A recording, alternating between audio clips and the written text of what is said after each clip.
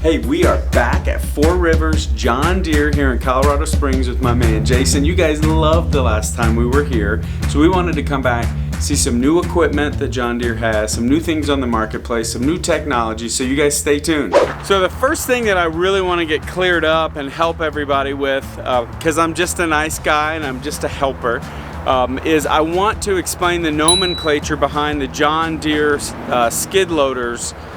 Specifically, frankly, there's confusion with every manufacturer on how they determine what their numbers are on every machine. So it's kind of like pickup trucks. Is the 250 the same as the 2500?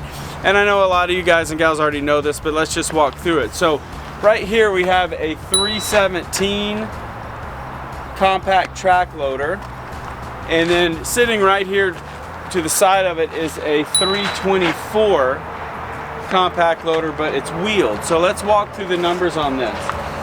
The very first number on both of these machines is a 3, and what that means for John Deere in most cases is that you're in a compact or like a skid loader category. So both machines, whether tracked or not, are gonna start with the 3. That's how you know that we're talking about a skid steer type machine. Now the second number is really the size of the chassis. So you're gonna start like on this machine, which we have this machine and I love it. We actually have, gosh, I think almost 3,000 hours on ours, and we beat it up pretty hard for a small machine. But this has a 1 versus this machine here that has a 2 for the second number. And then you have the machine that's got a 3 as the second number. That's basically just telling you the size of the machine. So a 1 is going to be your smallest category. Your 2 is a mid-size frame or chassis. And then the 3 is the large one, like a 335, 337 machine is a massive skid steer. You're up into a 12,000 pound category. So that's what the middle number means in this nomenclature. The final number, so on this particular machine, is a 4. Because it's a even number, 2468, because this is an even number, that means it's a wheeled machine. You have wheels, not a track. Versus on this 317 skid steer, smallest chassis, this machine is going to weigh around 6,500 pounds. And then the 7 notates that it is a tracked machine because it is a odd number. Okay, so skid steer, size, compact loader, smallest chassis, and because this is odd, it's a tracked machine. And then the G is the category of machine. Not every John Deere machine has moved into the new nomenclature of a G and a P. The P is a tier, so that in a lot of cases means maybe the machine has a turbo, it has some additional technologies. And some of the larger loaders, the P can actually mean that you have more features. And then there's an X tier, which is not across everything yet, but it's in, I'd say maybe 50% of the fleet for John Deere. And that's where you have electric drive, or it's an electric machine. So hopefully that clears some of that up for you guys. If you have questions or even more comments, if you're a John Deere mechanic and you're like, I got more to add on that, make sure and do that in the comments so we can all get educated on this. Just because it has a G doesn't mean it has or doesn't have a turbo. Some machines were upgraded from G to P and they added a turbo, but some of the G machines always had turbos. It's just certain machines had different upgrades when we were jumping from the G's to the P's. The rugged and ready. Yeah. So for example, and I think this is probably a real good example, is on the 135P excavator that I purchased from you. The prior G version did not, or did you have to get down to like a 75 to not have the turbo? The prior 135Gs did have turbos, okay, but there was cab upgrades, okay, different features that were upgraded. But when you were down in the 75-85 range, those were non-turboed, so they did struggle at altitude. Sure. And so the biggest, besides the cab upgrades, the biggest advantage I think was adding a turbo, because it's just that much more air, especially when you're at altitude. So then really, if you're you're shopping machines and you're looking like on an auction site, or you're on Four Rivers website and you're looking at machines, you can't really just say, oh, this is a G and this is a P and this is exactly what that means. That can be different per model, so you really need to call you and like ask what's the true difference. Yes, and so the natural progression of the Deere nomenclature was, you know, the J's, the H, you know, up the alphabet to the E's, the D's to E's to the G.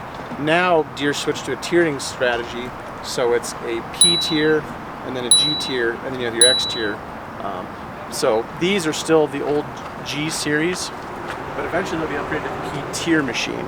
So I don't know if you saw the machines over here, the 335P. So that's the new generation of the skids. So at this time, the larger chassis machine, the 3 chassis skid or compact loader, the large frame track loaders, large frame track loaders are playing in the new nomenclature. Yep, the new nomenclature, the P tier. Okay, so when you get down into the 2 frame size or the 1 frame size, like this one here, they're still in the G series. Yep. So you could have a G that has all the bells and whistles. You could also have a G that doesn't have a lot of the bells and whistles. Correct. Okay. So they eventually will have the 324 and 325Ps eventually, and they'll have the new upgraded cabs and all the new features like the 335P tier machines that we have here in the yard. Maybe we should look at one of those just so everybody's, because Yep. there's a lot of competition in that space right now. Yep. And I think it'd be cool for everybody to see what exactly is John Deere offering in that space. Yeah, let's go take a look. You guys got to check this out. The part that goes with this is sitting right over here, so we'll take a look. But when you have a big skid like this, you can actually push dirt, you can bulldoze with it, you can do some real nice final grading. So check this out. You look at this blade over here.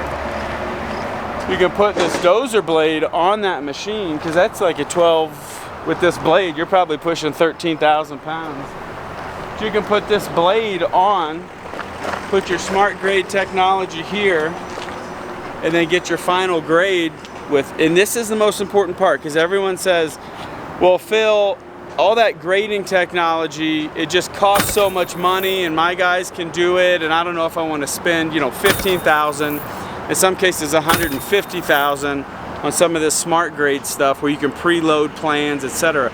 But let me tell you something. If you can cut some labor out of your jobs, and what I'm not saying is that you fire people. What I'm saying is, what if you could do 2 to 3 times as many jobs with the same employees that you have now? Be expansive in your thinking. Don't be like your accountant who's like, well, we could cut this expense, and if you spend $150 on that, you're gonna have to fire Jimmy and Billy. No. How many more bids can you price and make money off of if you only have one guy on the job, because you have the smart grade technology that's gonna go here in this post, connect to your machine, you can load plans into it, etc. Too many people get caught up in the, oh, I got this technology, now I can fire half my guys. Fine, if that's your personality, go for it. That's not mine. My personality is, I have this technology, now I can do 3 times as many jobs, because I only need half the people on those jobs, because technology shows up to work on time, right? It gets the job done faster. I can track how things are done. Technology, guys, you have to get into it. I know it's expensive, but companies like John Deere and Four Rivers, where we're at right now, they'll finance that stuff for you. So it's not going to cost you any more than an employee, and your jobs are going to be done better and faster. So really consider that. So a lot of your new smart grade equipped machines are going to be massless, so you don't have to worry about antennas getting broke and components getting stolen by leaving them on the job sites overnight. So it's just less things to get broken off on your machine.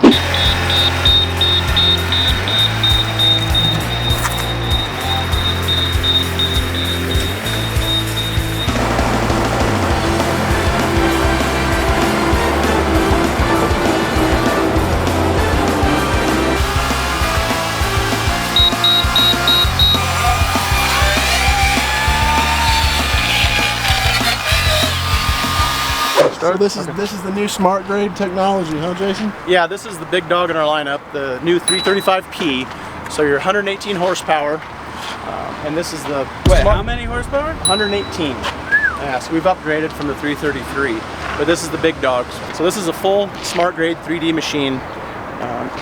What you'll do is you'll put your plans into the machine. Basically, you drive, it cuts.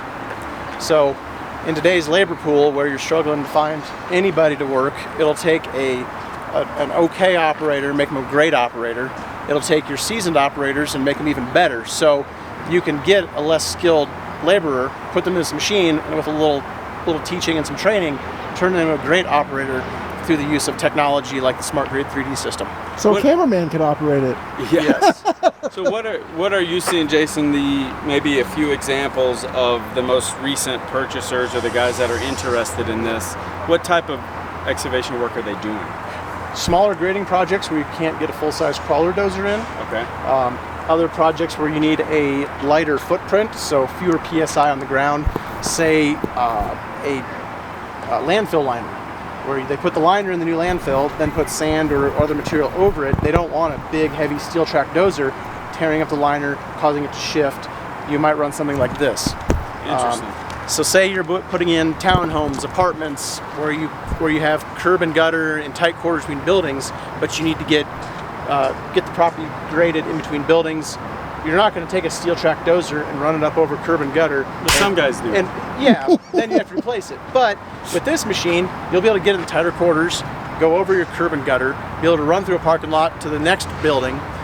You're not going to be able to do that with some of these big steel track dozers. So that's where this thing will shine. Now, some of the competition, because I know we're going to get this, you have like the Case Minotaur, I think, that came out maybe last year. Maybe it's been out 12, 18 months. How does this compare to that?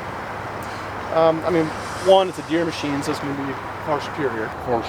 In case you didn't hear that, it's a Deere machine, so it's going to be far superior. So on this machine, the new 335P, they've made several upgrades. Upgrades. From the previous G version. The main feature being the pins and pin bushings on the loader arms. Instead of a single pin, tapered pin with a bolt to retain it, you have a flag pin, and you have supports on both sides of the attachment plate. So it's a much beefier design, less prone to failure. And I want to make a comment about that as like a field actual operator guy. So people refer to him as a cone pin sometimes, and that was a frustration point. Well, when I was out at John Deere days, I don't know how long ago that was, maybe a year or so. About a year ago. Yeah, so we were in the skid steer area trying stuff out and talking to some of the actual engineers that design this stuff, and that's all they would talk about is how they were working on improving that because of field feedback. Yep. So it's cool to see that even just from a year ago to now, those engineers took that information, did something with it, and now we're looking at a big machine that has a better system. Yep. And I think that's really cool. And Deere really takes customer feedback to heart. So when they see customers saying, hey, this doesn't work, we don't like this, they take that to heart and want to make it better.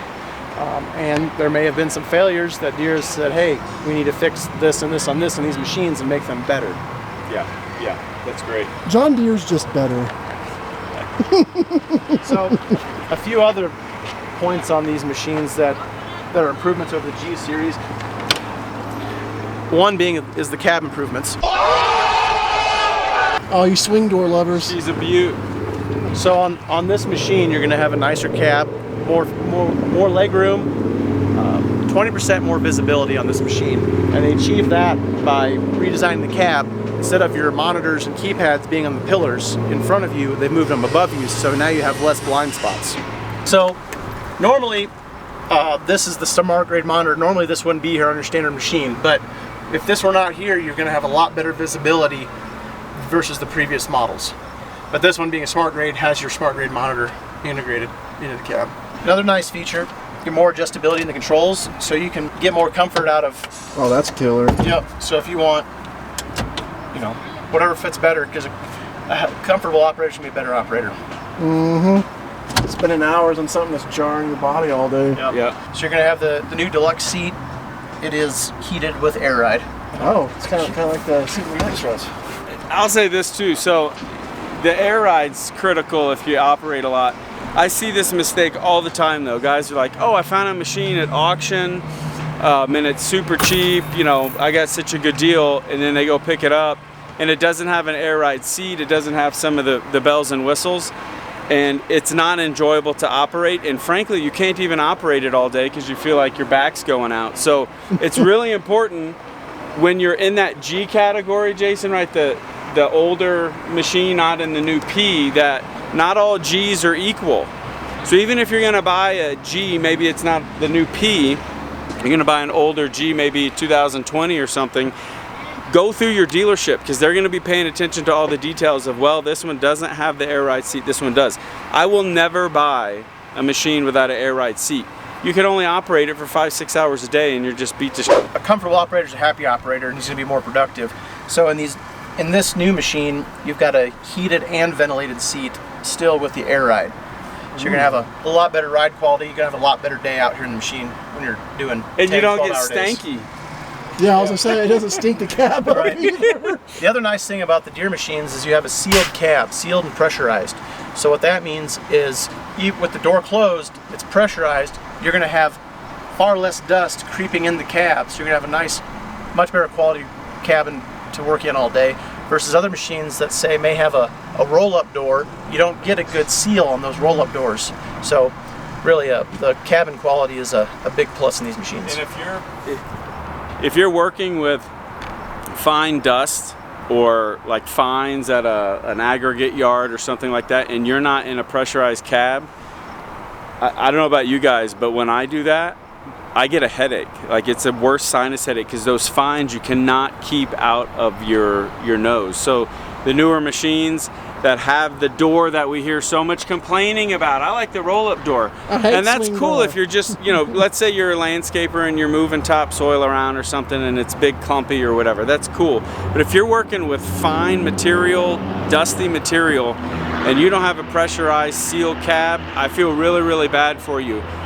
I know it's easy if you guys are using your machine as a crane to like roll up the door and hop out and all this stuff, but there's safety issues with that, and you're just not as comfortable through the day. But if you're, you know, if you're a small company and you use your skid steer an hour a day or something, fine. But if you're really going to use a machine all day, you want to be productive, you want to make money, keep your operator happy, keep him in the machine, earning overtime, you got to have a pressurized cab. You know, here's my argument with the roll-up cab door. Deere tried it back in the late 90s, early 2000s. Oh, really? Yep.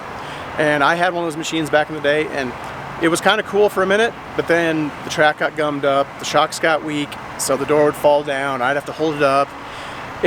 Deere realized it wasn't a good design, it wasn't a sealed cab, so they went away with it. We went away from that design. This is a much better cab design, much better door. And really, does the door make you any money? The machine makes the money. So here's the new design 335P John Deere track skid. A few of the same features that we had on the G series, you know, your pre-cleaner, your cold weather package with your block heater. Deere still has an excellent cooling package. So instead of all your coolers being stacked, which is really inefficient to pull air through and provide efficient cooling, they've separated them into an H plenum. So you have coolers on each side and the top. So these machines come with a reversing cooling fan. So if your machine senses that it's getting warm, it will stop, reverse the fan, blow debris out of the coolers. You can set that to automatic or manual. But just like on the G series machines, all your daily checks are right here. So you got your oil, coolant, air filter, fuel fill, engine oil fill, hydraulic fill, and your sight glass for your hydraulic. So your guys come back here, do their daily checks, and boom, they're in the machine running. You had mentioned to me at one point that the size of these holes were on purpose. Yeah, the size of those holes are on purpose. It's not just a random size. So if debris fits through this hole, it will blow through the radiator and not clog it up. So if you have big debris, it will land on here and shed off. Any finer particles that do go through here are small enough that they will fit through the coolers and get blown through the cooler rather than plug them up. So every little detail has been engineered. That's a minuscule detail, but also very important. Very important. It's really Yeah, cool. because you hear about guys who get debris and they get fires and stuff like that. I mean, John Deere's thought of everything. They have an amazing team of engineers that listen to the end user. They do. So we've got an improved backup camera. You still have all the accessibility with removable side panels. Oh, that's fully removable. Yep. So That was easy. I mean, that's fast, dude. It's awesome. yeah. So say in the middle of winter it's 20 below zero and it kills your battery. Your machine's disabled. Even with the loader arms down, you can still get in here, charge your battery, or replace your battery. A lot of other machines, you can't work on them, you can't change the battery if it's disabled and the boom's down. These Deere machines, if the arms were up, it'd be so much easier, but still, even in a bad situation like a dead battery, you could still change it with the loader arms down. It's a Group 31 battery in a skid steer. That's a big boy. Yep, But- it's a very common battery too. You can go to Napa and pick one up Anywhere, if you're in a Walmart, bind. Yep. It's nothing special. It's just But I have mentioned this before. The John Deere batteries, branded batteries, are excellent. I mean, they've been the best for us. Yes, they cost a little more than if you go down to Napa. Yeah, I had But some they guys also- comment about Yeah. how expensive. But I'm telling you, spend the money, they last. But this is really cool.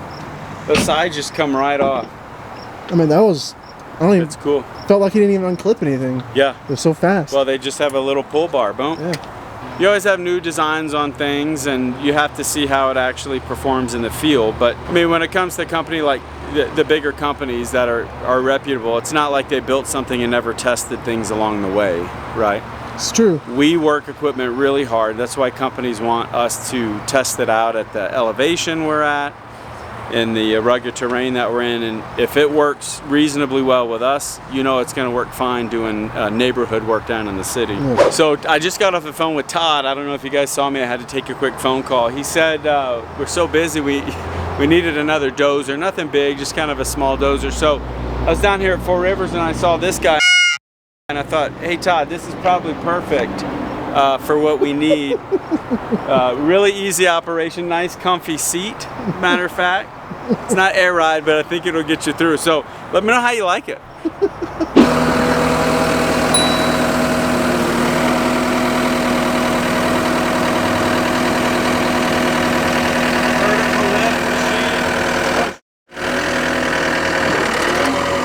Look at the height on this. That's pretty tall, brother.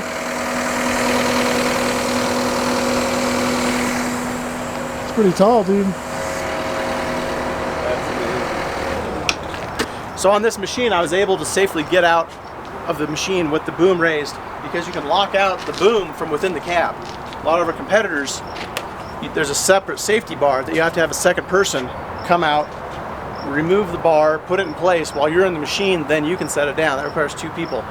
The Deere machines, there's a lever behind the seat and there's a large pin behind this loader arm that you set the loader arms on.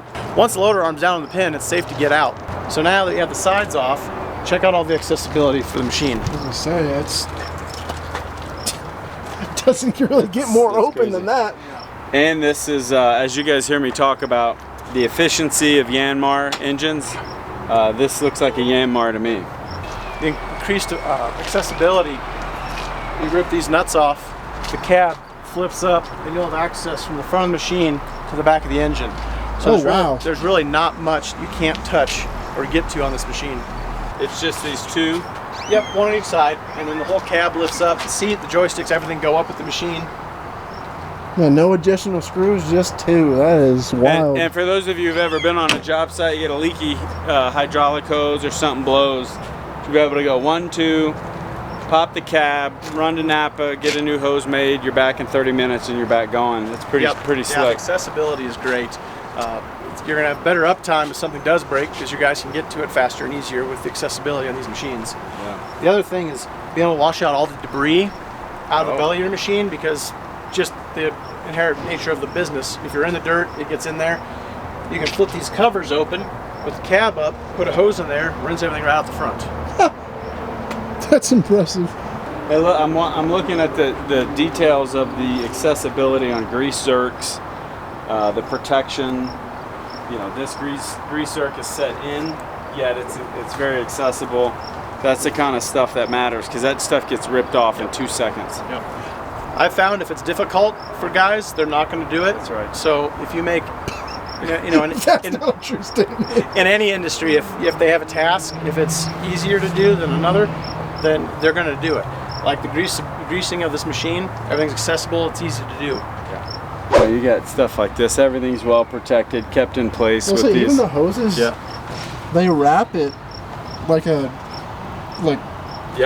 would for car audio. Yeah, the sheathing on these hoses has two purposes. One, for wear and tear and abrasion resistance, as well as worker safety. So if you have guys standing out here with a shovel, letting the skid operator do his work, and the hose breaks, you're not going to get a face full of hydraulic oil. It's going to keep it restrained and seep out rather than a high pressure spray onto the bystanders, around the machine. That's a good point. They didn't care about that in the 80s even, and probably into the 90s. And this also clearly is a vertical lift machine. So you have the height, the power to load huge haul trucks if you needed to use it for that kind of application. And you might be saying, this is a really big skid steer, right? Well, dozers, in my opinion, are more expensive to operate from what I've seen. You're running a lot more metal when it comes to wear and tear. So this is going to be less expensive to run and maintain, in my opinion, from what I see on our dozers. So this is bigger than what people are used to when they see a skid steer. You're not hauling this around with a pickup truck. No, it's not happening. You're going to have just a 1.25 ton truck with it. You're not going to haul this with your car trailer. No. But it's still, you don't need a low boy. So Right. guys running dozers, you're using a semi truck to haul that. This you can still get away with, like an F450, 550, in a properly equipped trailer. So if you're looking at maybe like a 450 size dozer for some kind of final grading, I would say equally look at this. This might meet your purpose, and you might save on logistics. Transporting this bad boy and the maintenance of it's probably going to be a little less too. And the skid is going to be a little more versatile. True. Because you're going to have, you'll be able to put all the different attachments on the skid versus the dozer, it just dozes. Yep. This, you can put, like that one has a smart grade system. You can also run all the different attachments on it as well. So a little more versatility with a large skid versus a small dozer. I like it. I think it's a good move for guys like me. I don't know about you guys. I'm not doing huge home developments, but we are getting into some jobs where we do have some bigger things, bigger final grading, and I'm not ready to go out and get like a 650 dozer all pimped out. So you're ready to buy one of these today? I'm thinking so. All right. Yeah. Be careful. Jason's a really good guy and he's honest, but he's still a sales guy. And he's good at his job, so. He is. How many do you have readily available to sell? Currently on the lot in Colorado Springs, we have one new 335P available for sale. The smart grade machine is rental only right now, so you can rent it. We have to keep them in the rental fleet for a period of time, but then after then it'll be available for sale. Okay. We do have more coming in, but they're a hot item, so don't wait on these. They're going to sell. How big of a bucket can you put on that thing? On these machines, you can run up to a 90-inch wide bucket. So with this machine, you've got an 11,500 pound rated tipping capacity and a 4,025 pound operating capacity. You're going to run up to a 90-inch bucket on this machine. So it's impressive, Phil. And when you get into the reputable companies like John Deere, when they say tipping points and operating, because Jason can't say this, I'm going to say they're definitely conservative. If you take a John Deere machine and compare it to some other folks out there that maybe start with a K, they could have the same specs, but when you actually put them to the test, one will do more and one barely can do what they say. And there's plenty of videos on that on YouTube if you don't believe me. Hopefully you guys enjoyed this video. We've heard your feedback from viewership and comments that you guys like when I do this type of video, showing you new equipment, new stuff, introducing you to our favorite salesman, Jason, here at Four Rivers. Hey, don't forget, on July 18th, In-N-Out Burger will be here. There's going to be like fun and games and machine contests. Our annual open house. Open house. We'll have equipment rodeo. We're going to do mini excavator golf. We'll have some different vendors, different product displays, different product demos, the ground penetrating radar buckets. That's right. So a lot of cool stuff going on. So new technology, fun games, good food, good people, because I'll be there. Yes, you'll be there. So signing autographs, right? Signing autographs for 50 cents a piece, so bring your quarters. Anyway, thanks for joining us. Like, subscribe, and we'll catch you guys on the next one.